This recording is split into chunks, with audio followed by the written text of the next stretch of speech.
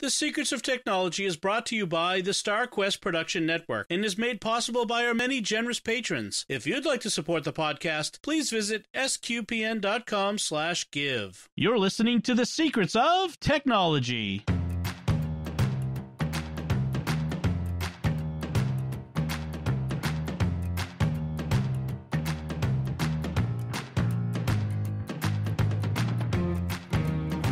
Hi, I'm Dom Bettinelli, and you're listening to The Secrets of Technology, where we discuss the technology news that's important to you from a uniquely Catholic point of view. And joining me today on the panel are Jack Barazzini. Hi, Jack. Hey, Dom. And Father Andrew Kinstetter. Hi, Father Andrew. Hello there. So today we might have been talking about, given my plans and what everyone was talking about, I thought we would be talking about new stuff from Apple, because that was the big rumor, was this past Tuesday would be Apple Stuff Day. And I think we mentioned that last week. It turns out it wasn't. And who knows what they're going to do.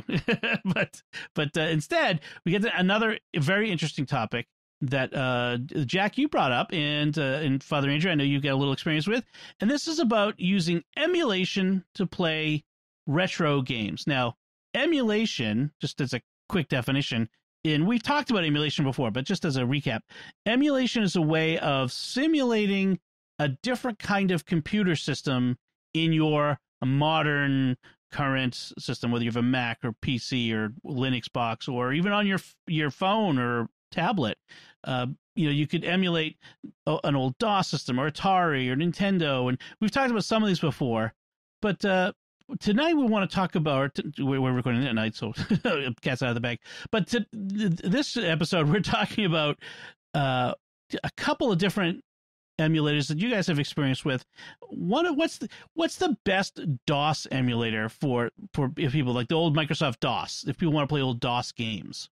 What's the best one, Jack? DOSBox. That's pretty much the go-to for this. I didn't even know that there was others out there, to be honest.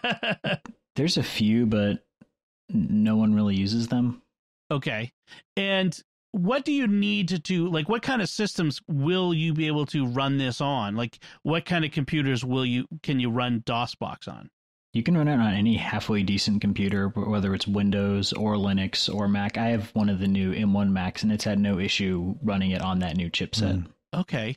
And what's involved? Like, if you install, so you there's a website, DOSBox.com, and you download the software for your computer, I guess. And then what? Where do you go from there? Like, how do you get from I've downloaded this emulator to I'm playing my favorite old game?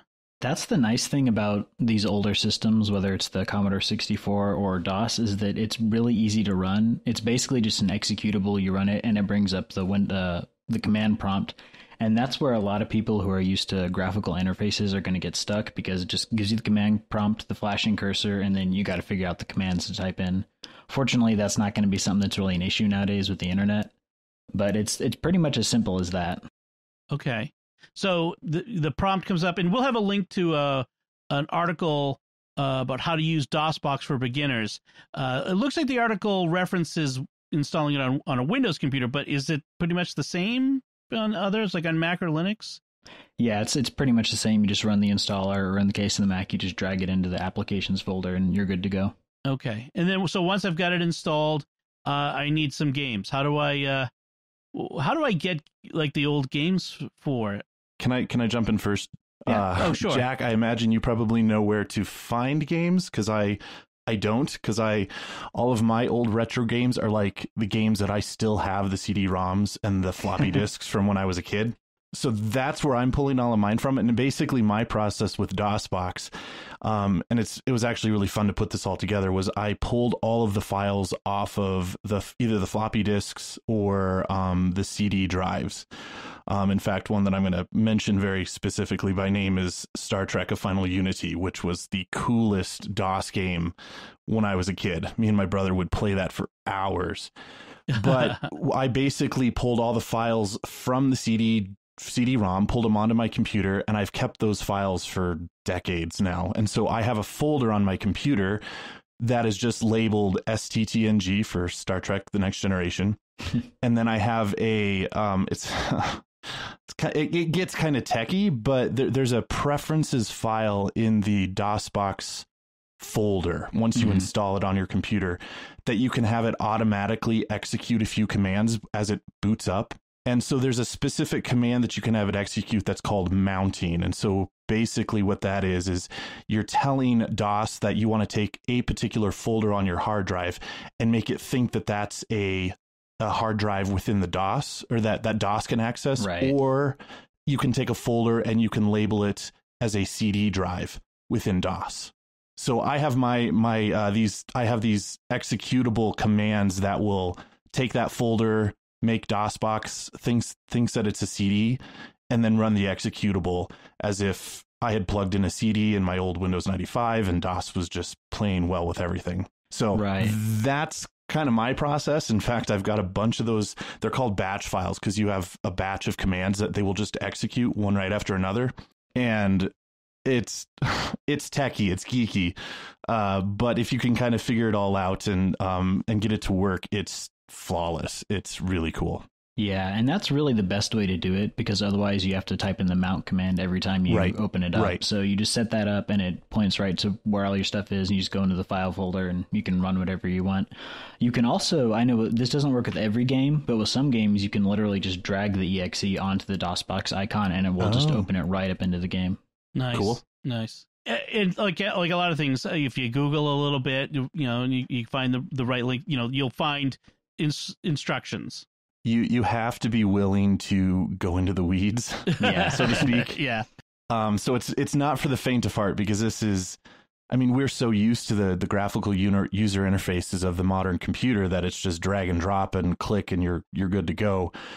And many people have zero or little experience with the command line of DOS. Right. And so the commands are very specific, and there's a lot of them, and you kind of got to just be patient, and it's not for the faint of heart, but it's a lot of fun if you want to get into the techie side of things. Yeah, and I find it a really good way to get into doing more command line programming for people, because the older systems tend to be easier. It's not like you're jumping into using like Ubuntu server or something like that nowadays, which you still have to use on the command line, but it can get really, really complicated. So this is a good way for people to jump into that with there's less overhead, I feel like. Mm-hmm. There's also no risk per se. You just download this DOSBox app, and if you I don't know, hit the wrong command and you're not going to destroy your computer. It's kind of a sandbox that you can go in and play, and then if something goes completely wrong, you just exit the program and restart it, and it's like a whole new DOS system booted up for you. So what reasons would someone want to go through all this trouble? Why go through all the trouble? We have these amazing games that you can get. You can even download on your phone. They spend $1 billion to create these amazing graphical interfaces. Why would someone want to do this? I think the biggest reason for most people is going to be playing those old games that they played as kids. That's one of the reasons I did it. Is there's this game called Star Trek 25th Anniversary, which is a really, really fun game. I remember playing that on my old computer growing up. That and Commander Keen. So those are the main reasons that most people are going to do it, is for those old retro games. But it's also just fun as kind of a historical project to see how computers used to run in the old days. Because I grew up in the late 90s, early 2000s, so it was kind of end of DOS, Windows 95, 98 era. So I never got to use a Commodore 64 in real life. And I like retro computing, but I don't know if I want to spend all the time and money to get an old retro Commodore 64 and repair it so it works and do all that kind of thing. So this is a way for people who want to experience those systems to try it out without having to shell out all that money. Yeah, I would completely agree. I think even with all the modern games that are out there, a lot of them are just garbage. If I'm honest, I like a lot of them, but there's something about and I'm sure for me it's a lot of it is nostalgia.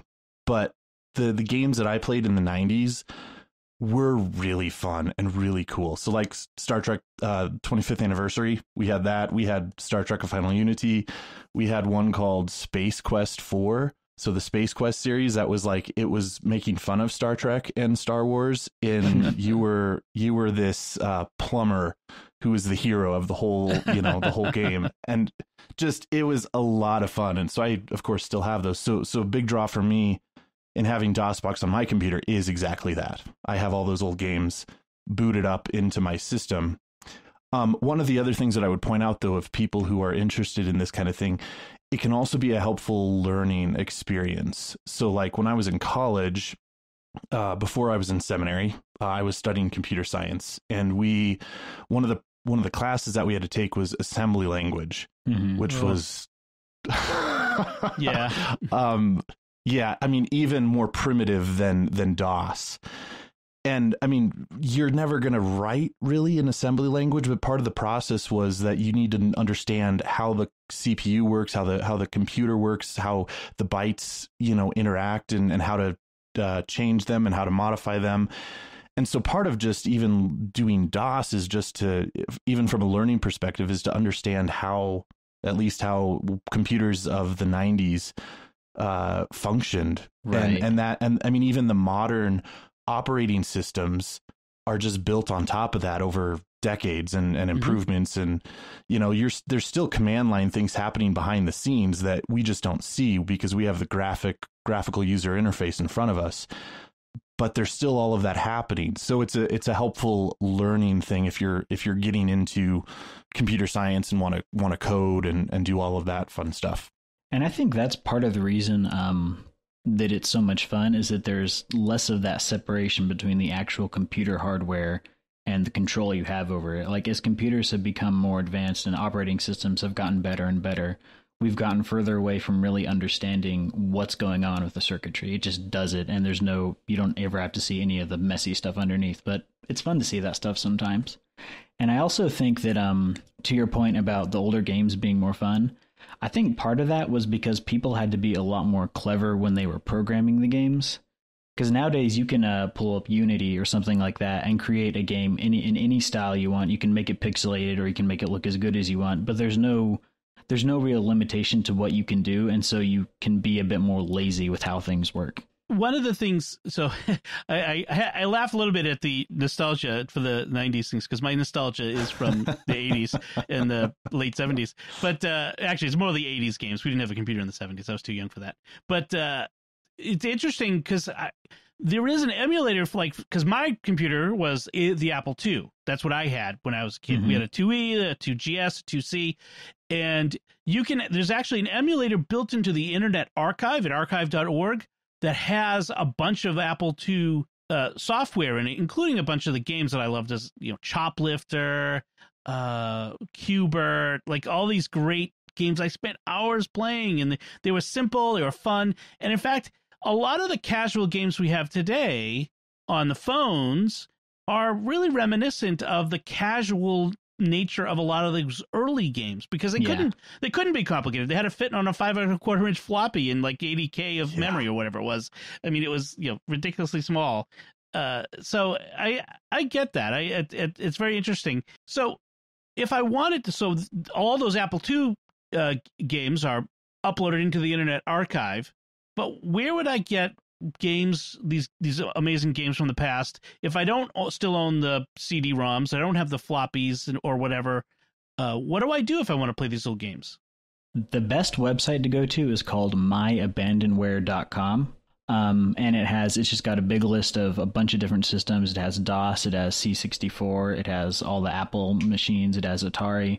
And it's just the different ROM files. That's what the game files are called. For these different games. The one thing that people do need to be aware of, though, is that it's kind of a gray area with a lot of these files, because they're not technically shareware, but with a lot of them, they've never released them for modern systems, and there's no way to legally purchase them. And so the way My Abandonware works is, if there's a game that gets re-released for a modern system, they will take down the link, and they'll just give you a link to where you can purchase it. So that's kind of how they get around that, and that seems to be a system that the companies are fine with.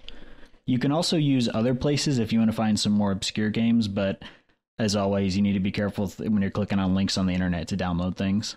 Right. Right. Downloading random software from random websites is generally a bad idea. You want stuff that's been, websites that have been vetted by other people like yourself. Right. So maybe we should talk about like some of the games that you guys like. I mean, what's some of the ones that you guys like to download and play besides the ones you've mentioned? Father, you mentioned, so what was that Star Trek game you mentioned, Father? The Star Trek Unity? Because I'm going to have to look that up. It's called Star Trek: A Final Unity. Final Unity. And it's a TNG game? Yeah. It's a TNG game. The original cast they all voiced it. Oh, so, wow. I mean, it's pretty advanced for a DOS game. I mean, the graphics are really amazing. You can engage in fights with, I mean, the Romulans.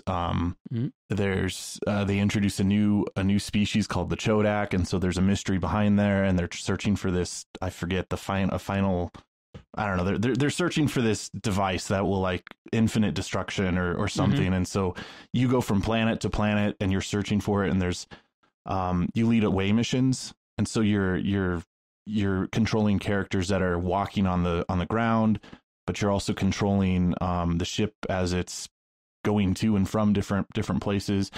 You can encroach on the neutral zone and get attacked by the Romulans. I mean, it's pretty darn amazing, and single player, but me and my brother would just spend hours, playing it and kind of helping each other out and just getting stuck and frustrated. And of course that was the time before Google, so you couldn't just Google a walkthrough. So it was you trial and error constantly on what to do and how to progress. And I think that one is definitely my favorite DOS game. Also the whole Space Quest series.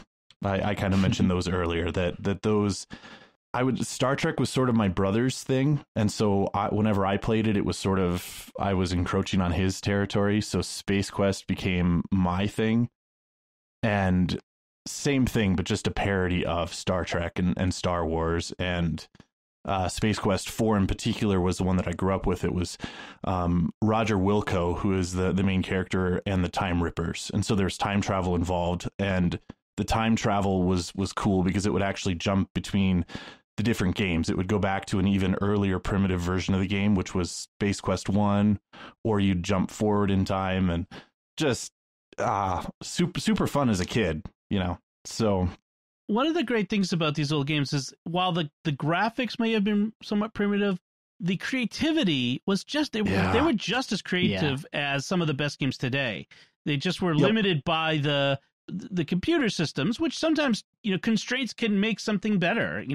Some of these games with unlimited budgets of, hundreds of millions of dollars in some cases, they go all over the place and they fail. We've seen several high-profile versions of that recently, but these games had constraints, and they had to work within them, and it made them more creative and more interesting. And I think that's one of the reasons these games last so long. Like Super Mario Brothers, that if you go back to you get an NES emulator.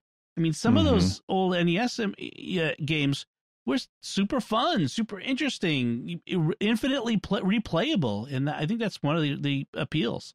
I will point out one other game as well, the King's Quest series. I was about to mention that. And in particular, you were talking about just the innovation that they had to do is some of those games were text-based games that, I mean, you had a visual representation of what was going on, but in order to like pick up the rock, you had to type pick up rock, and maybe you could use the arrows on the keyboard to control, but so even just how you played a game was so different when you had to think about it in those kind of commands. And the ingenuity in creating that it's huge. It's and just again, kind of a blast from the past and a lot of fun. Jack, how about you? What are some of the other games, the retro games that you like to play in emulation? Like I previously mentioned, Star Trek 25th Anniversary, which is similar to Final Unity. It's more simplistic, and it's set in the original series rather than Next Generation. But it's the same kind of thing. You can go to different planets and you walk through these different episodes. They're the missions. You can do space combat, which is a lot of fun. And it was funny, back when I would play it in the day, they give you a big star map where you can fly to different planets, but we didn't have the manual, so we didn't know which planets we were supposed to go to for the missions. So we'd spend half the time just flying to different planets and then fighting people before we finally got to where we were supposed to go. That was always a lot of fun. That's awesome. Another one I really enjoyed is the TIE Fighter and X-Wing series for Star Wars. Yeah. Yes. The space combat ones. Those are a lot of fun. And Nice. it's funny thinking about these old games when you're a kid, and when you think about them when you were a kid, you think about how amazing the graphics were, and then you see them, you play them again, you're like, this doesn't really look that good, but you know, it's got that nostalgia, and they're just a lot of fun. But it was weird because as a kid, I didn't even care that it didn't look good. It looked amazing. Yeah, exactly. Right. Yeah, You know, it looks like, so when- real. Yeah. When you compare it to the modern graphics, it's like, wow, that's We're just so spoiled primitive. nowadays. Yeah. Right. I need to throw out one more shout out. The Star Wars Dark Forces games. Yeah. And Yeah, in those are good, particular, because the Dark Trooper shows up in Dark Forces, the DOS game. Right. Those are the same Dark Troopers that inspired the Dark Trooper in The Mandalorian. Yeah. Oh, nice. That's awesome. So- That's yeah. I just rewatched that episode last night. The one so where they good. showed up. Yes. I just wanted to see Boba Fett, beat up the stormtroopers. But that's a whole other show. Secrets of Star Wars. Absolutely. Yeah, I'm thinking back to some of the games, like nostalgic games that actually are now open source and had been recompiled for newer systems. Like, for example, Marathon by Bungie. Bungie is known for making the amazing Halo series, but before Halo, there was Marathon, which was made for Macs, and they actually open sourced it. They released the code, and so it's been recompiled for newer systems. So you can actually play Marathon on your iPhone or an iPad from the App Store, which just blows my mind a little bit. But I remember spending hours and hours when I should have been studying, playing Marathon. I mean, I would start to see the patterns in my sleep. It was maybe too much playing Marathon, but it was such an amazing story that, I mean, I can even hear the sounds that the aliens make just before they were attacking you. Yeah, it was kind of creepy, but it's just so great. Like I play Civilization 6, which is a great game. It's a modern game. They're still making new DLC for it. But I think back to one of my favorite versions was Civilization 3. And I would love to go back and play Civ 3 again. If I could find in emulation and do that. So it's a lot of fun to kind of revisit some of these things. And we think about other art forms. Like we can watch movies from 80 years ago, no problem, right? Or we can watch TV shows from 50 years ago, which I do all the time with, Secrets of Doctor Who and Star Trek. But in order to enjoy this art form, or, we can look at art, paintings and sculptures from 1,000 years ago. But in order to enjoy this art form, it needs to be able to work in a particular technology, and that's the difficulty. And I'm glad that there are people out there who are trying to keep them alive. It's an art form. It is, it's like it definitely is, like books. And there's been a real revival of retro computing. I think the internet has allowed people with these interests to all meet up and find each other, and so that community is really growing. And there's actually a lot of people developing new games for old retro systems. There's one I want to mention called Planet X3. It's made by, I don't know if you've seen his videos, but the 8-Bit guy on YouTube. He does a lot of computer restorations and a lot of retro gaming videos. He wrote a real-time strategy game for MS-DOS called Planet X3, and it's one of the most complex games that's ever been written for that system. But that's a really fun one.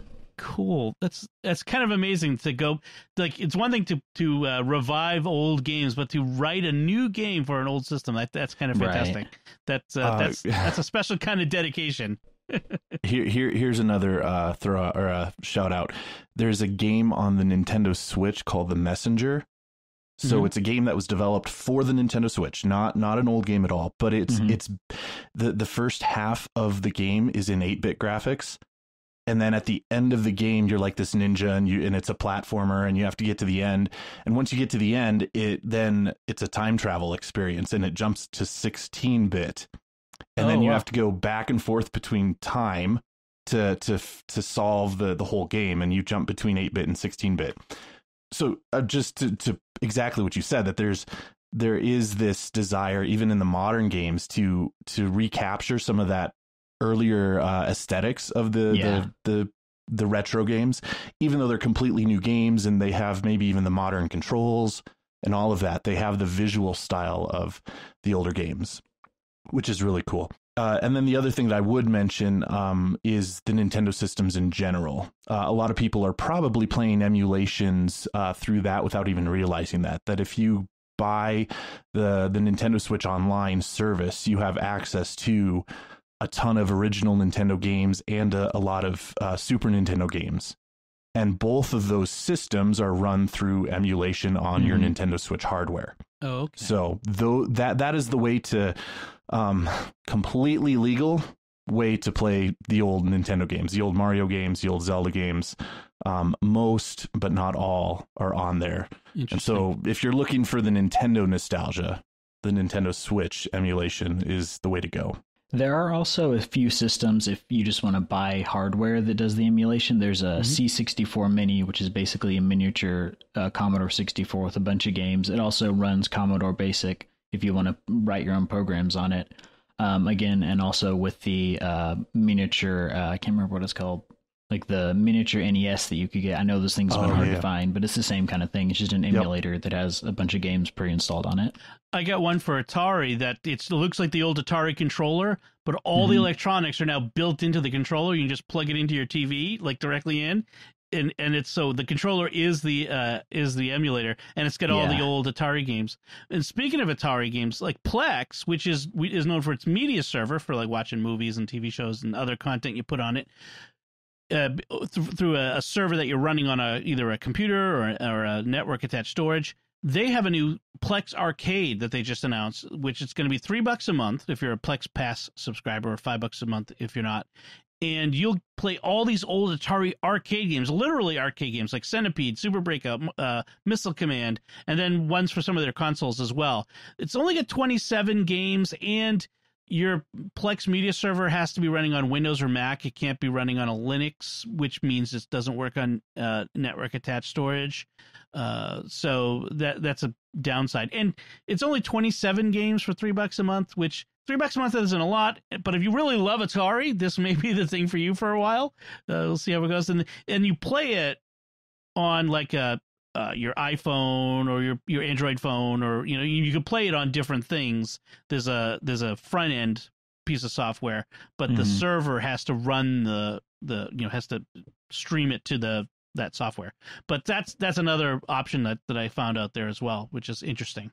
So it's growing. Like you said, it's growing. And even new games, like some of the games my kids play from Apple Arcade, which are these brand new games, they have those 8-bit graphics, like What the Golf and sort of like Sneaky Sasquatch, which is semi-low res. And I just want to throw this out there, that I appreciate what you said earlier about it being an art.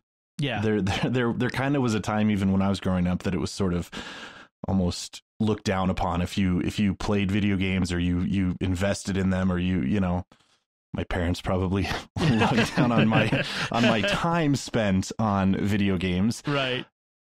But it's amazing the graphics that go into it, the art that goes into it. And I also want to in particular mention the music that goes into it. Oh yeah. I am a sucker for soundtracks, and I mean, I even have soundtracks from some of those games that are all the way back with the old 16-bit music. And just again, like there's so much art. And in fact, there's a orchestra, a symphony orchestra called Video Games Live. So in fact, I don't think it's a unique orchestra, but I think they go to different cities and work with the orchestras in those cities, but they play video game music in a live performance. And I've been to one of those, and they broadcast on a projector behind the screen. Like if they're playing music from The Legend of Zelda, they have video from the game behind it, or Halo. And again, like the art that is there is just phenomenal, and shouldn't be something that we just kind of dismiss as if movies are better. Right. It's they're both equal in their amazingness in the art that goes into it. So And there's so much ingenuity that went into engineering them and writing them. I'll actually give you a link you can put in the show notes of a video series that goes over the history of how old school graphics were done and old school music was done, and the different things they would do, like with hardware sprites, or like getting around the limitations of the system to like make a 3-voice speaker sound like way more instruments. Just all this amazing things that they're able to do. Another quick shout out. There's a podcast out there called The Soundtrack Show by Michael W. Collins, who does voice acting for Star Wars, by the way. Oh, nice. He has just released part 2 of a 3-part series on The Legend of Zelda music, and he talks about that in the old original NES game. The hardware that they had to use to make the music and the limitations that were there and the composing that went into it is truly remarkable. But the soundtrack show he talks about the soundtracks of movies as well. So it's not just video games, but another good one to go check out. So also, if you're interested in the history of video games, Netflix has a documentary series called High Score, came out last summer. It's somewhat uneven. It's not great, but there are some excellent parts to it. And it kind of goes, each episode, it's like 4 or 5 episodes, and it goes through every decade, 70s, 80s, 90s, and it highlights the best of those decades. And it really shows you, especially the early episodes, what all was involved in how to get games out there and the way the things they had to go through. So there's some pretty good bits in there. Yeah, it's a good watch. I've watched it.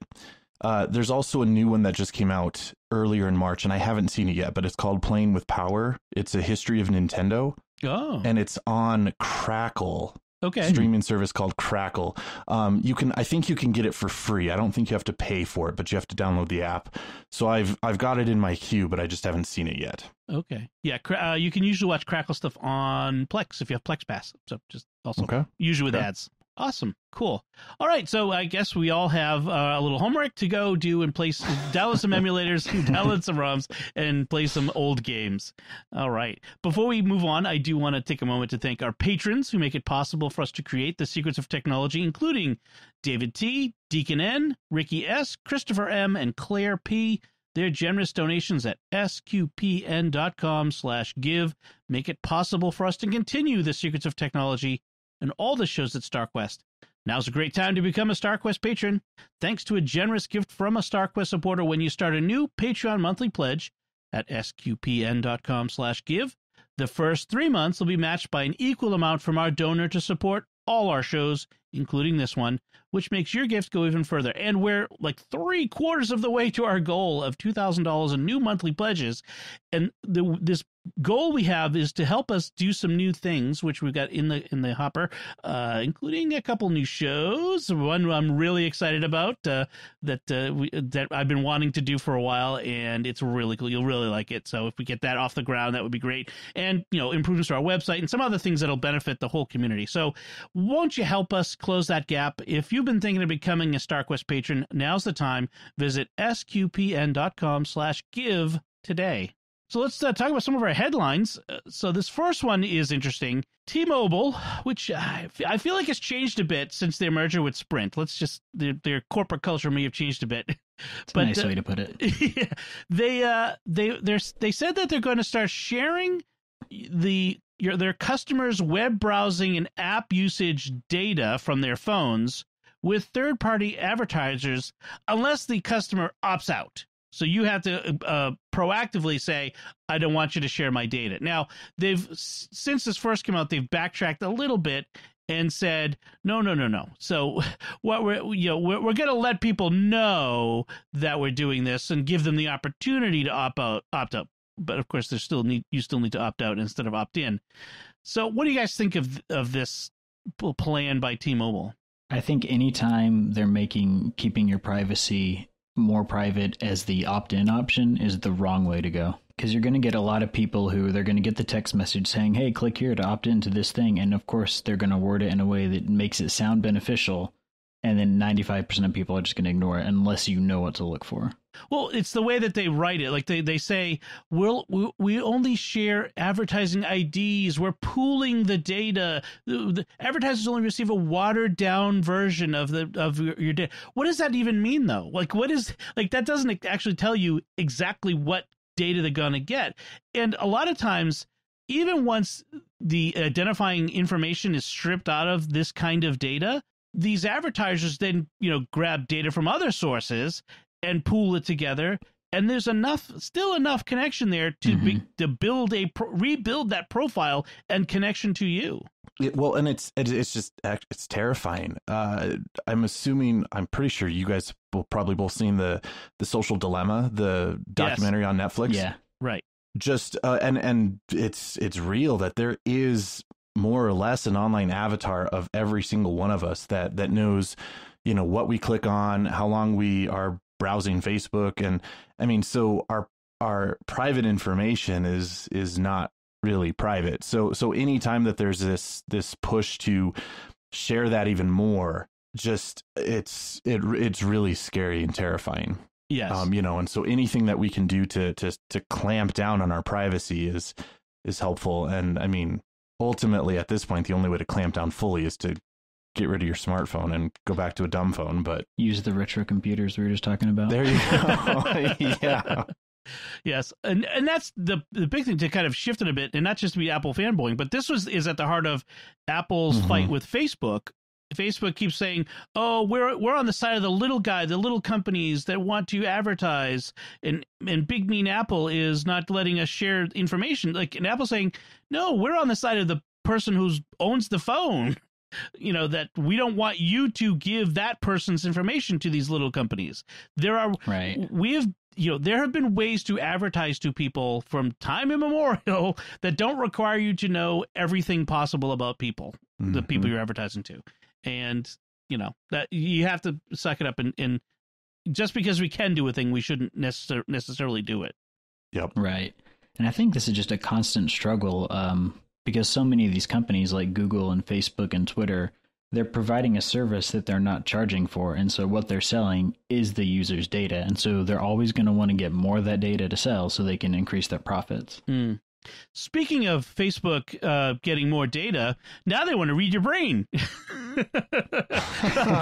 Actually, this is our second headline is Facebook is making a bracelet that lets you control computers with your brain.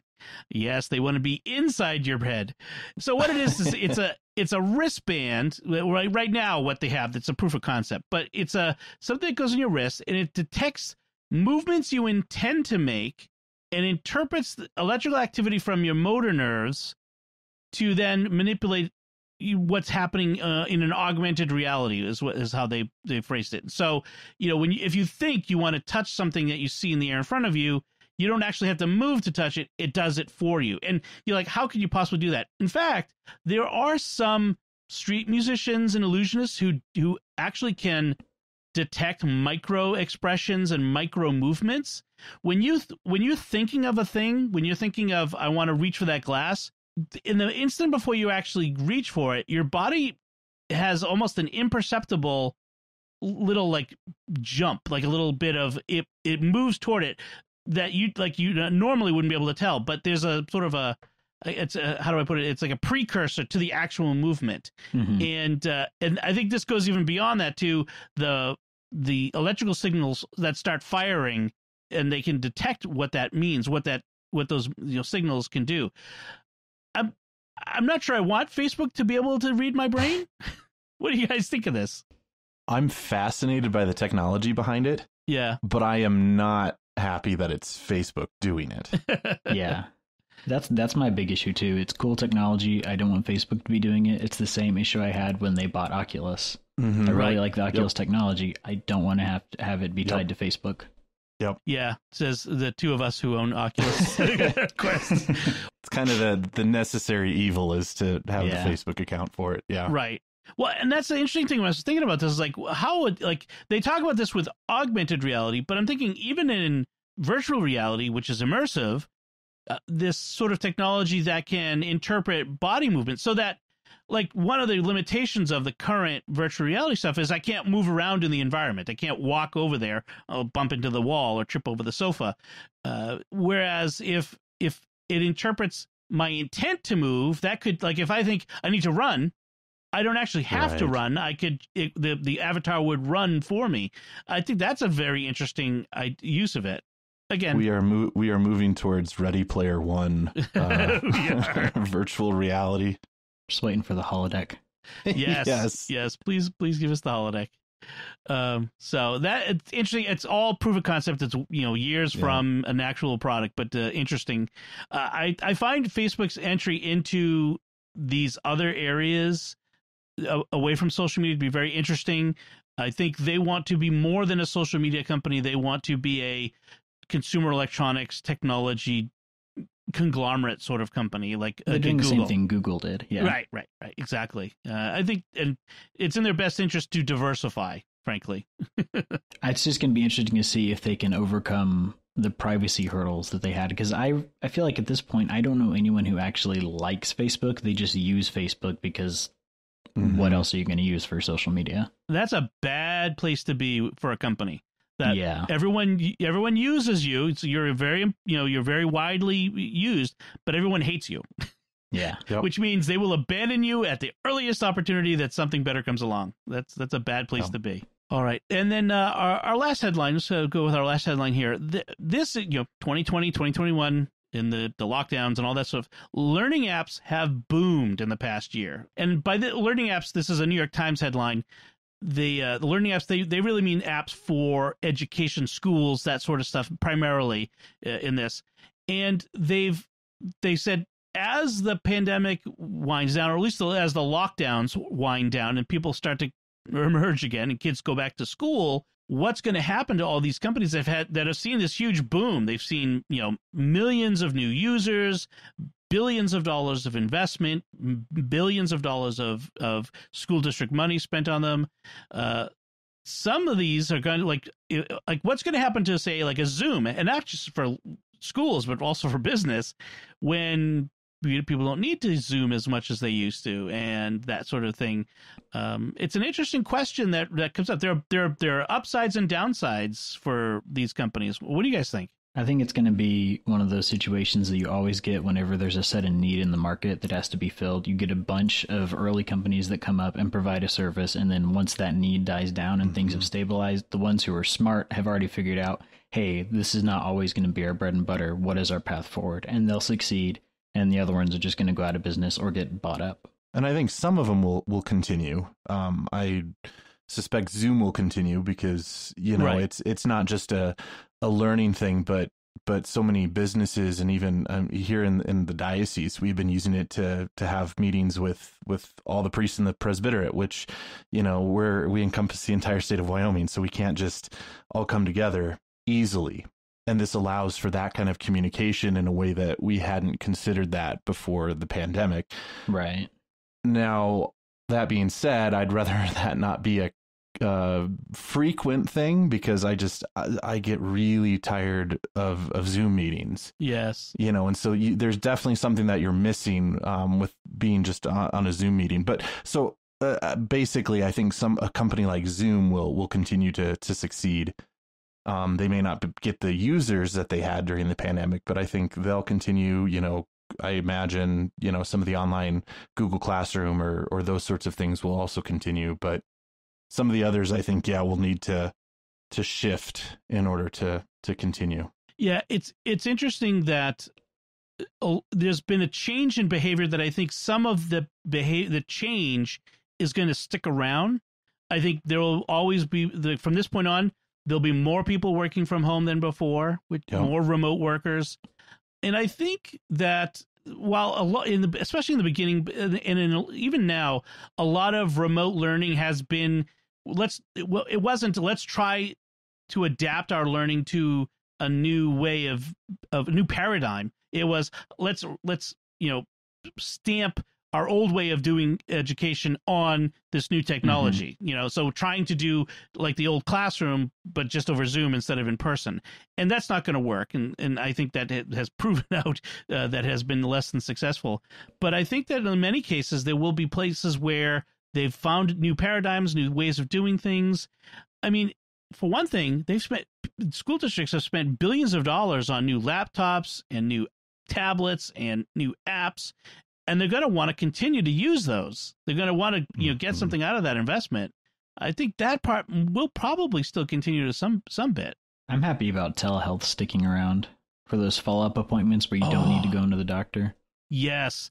Well, let me tell you, for kids, I want to say this carefully. I don't want to impede in my kids' privacy. But for my kids' medical appointments, some of the kids, they have anxiety about going to the doctor, but being able to do a telehealth appointment from the comfort of the couch, or actually usually it's from my bedroom with my wife and the child sitting on the bed talking to the doctor. We've been able to do things that would have been so much harder before. I love telehealth. Well, also it makes it easier because you don't have to get in the car, you don't have to drive all over there, you don't have to figure out what to do with the rest of the kids while you're at the appointment. Yeah, I agree. In fact, I kind of wish there was more of it and not less of it. But I think telehealth, you're exactly right. Telehealth is one of those things that should definitely continue. All right, so I think that should do it for this the headlines.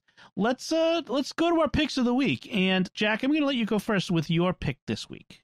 All right. Usually for my pick of the week, I try to do something that is either really cheap or free. So this time I'm going to go in the opposite direction. My pick of the week is the M1 MacBook Air. I got it about 2 months ago, and it is probably the best computer I've ever had. Wow. I'm not getting paid by Apple to say that. I just really, really enjoy it.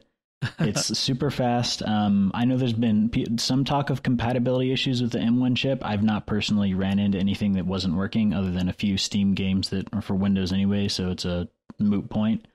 I've never had the computer even get slightly warm, which is nice, even when running pretty complex graphics programs. And I got the base model, so it has the 7 GPUs and the 8 CPUs and the only 8 gigs of RAM, and I've not run into any bottlenecks. It really feels like Apple has broken the paradigm, broken out of the, like we've always compared, how many CPUs, how many cycles, kilohertz, how much RAM does it hold? And it feels like they've kind of broken that paradigm, and it doesn't really, you can't really, it's literally apples to oranges these days, when comparing to other computers. And I have not heard one person say, oh yeah, this is not all it's cracked up to be. I mean, literally every reviewer from even the PC magazines is out there saying, yeah, this is the thing. I mean, apart from Intel, who's having their lunch eaten by Apple in this case, this is, it's something, and this is, keep in mind, the first generation of this new chip. Yeah. I mean, it blows my mind. And I think what they're doing is, instead of kind of doing the Band-Aid fix that we've been doing for years with computers, which is let's just add more cores or add more gigahertz or add more RAM, they redesigned how the chip architecture works, so you don't need as much RAM or as much memory to do things. It's just doing it in a smarter way. Right, that's the thing. They went back to the drawing board. Right, there was all like how Intel was getting them to go faster was, we need to make the pathways shorter, the 14 nanometer, the 10 nanometer process, and make it smaller and smaller and smaller and smaller, so that it's the speed of light problem. And so if it has the signal has to travel less distance, we can make it faster. And that was how they were solving things, but they've run into the wall of what's physically possible. And Apple said, let's step back and reimagine. They hired a lot of really smart CPU engineers and that sort of stuff. Yeah. And they come up with we've reimagined how this stuff can work. It's amazing. And I really think they're looking at it as almost like a bigger iPad than viewing it like a laptop at this point. Like the way the chips are designed and the way the computer is built. Well, that's essentially what the M1 chip is, essentially the next generation iPad chip. In fact, I think it might be. They're not exactly the same, of course, because there are parts of the M1 that don't exist and don't need to exist for a phone or iPad. But I think it's the core of it is essentially the same chip that's in the iPhone 12, which is kind of fascinating when you think about that, the amount of power that means it's in those devices. Yeah. Like you, I'm looking forward to seeing what the next iMac is going to look like, because I'm just telling you, I can edit a lot faster by these podcast episodes. Just kidding, only a little. So very good pick. Thank you, Jack. And to point out, those MacBook Air is just around. It's still pretty inexpensive. That base model is just around $1,000, right? Somewhere around there. Yeah, it's $999. Yeah, I mean, it's a lot of power for a Mac at that price. All right, Father Andrew, what's your pick this week? So I'm going to go on the complete opposite end of the spectrum from Jack. Mine is free. All right. But to lay the context, since we were talking about kind of retro games and those sorts of things with emulation, my pick of the week is a game called Crash on the Run. So it's a Crash Bandicoot game. And if you don't recognize that name, that was basically the Mario, as Mario is to Nintendo, Crash Bandicoot was to the PlayStation. Okay. So I remember even on the PlayStation 1 having one of those and playing Crash Bandicoot and loved it. But this new game, it actually was just released. It will be released today as the podcast releases. I got to beta test it for the last 3 weeks, which has been quite fun.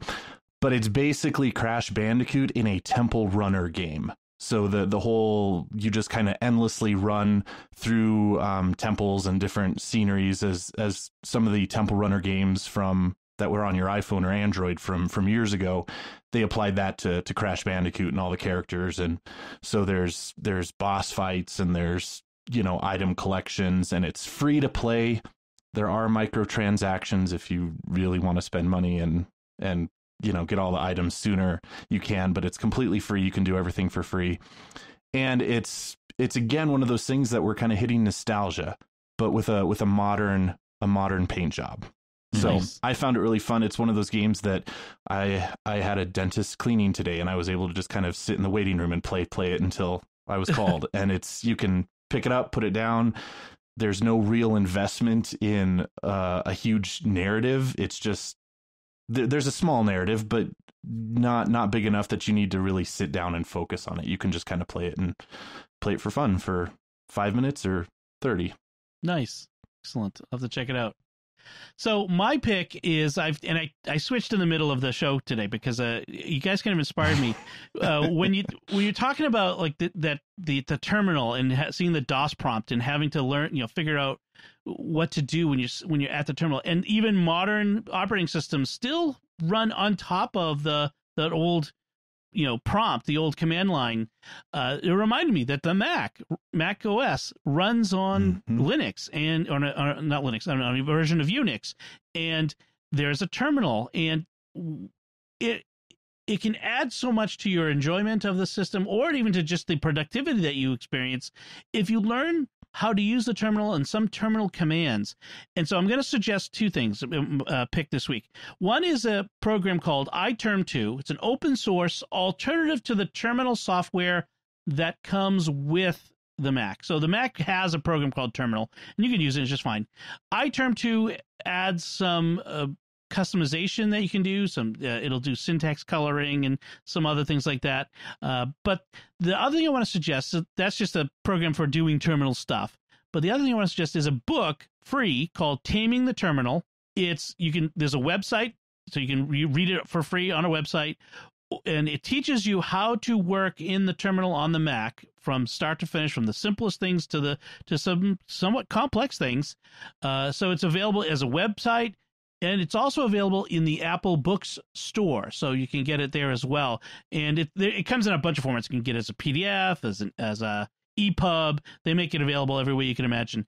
And it's really great. And it takes you, Allison Sheridan and Bart Buchholz, they go through it basically teach you how to work in the terminal on a Mac from start to finish.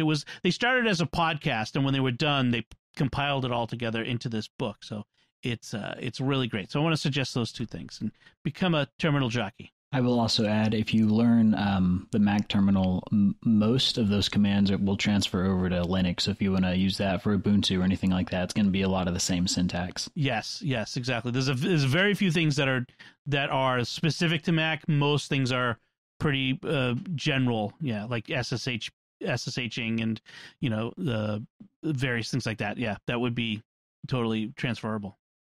Awesome. Very good. I think that was a really good discussion, taking us back, throwback day. Very good.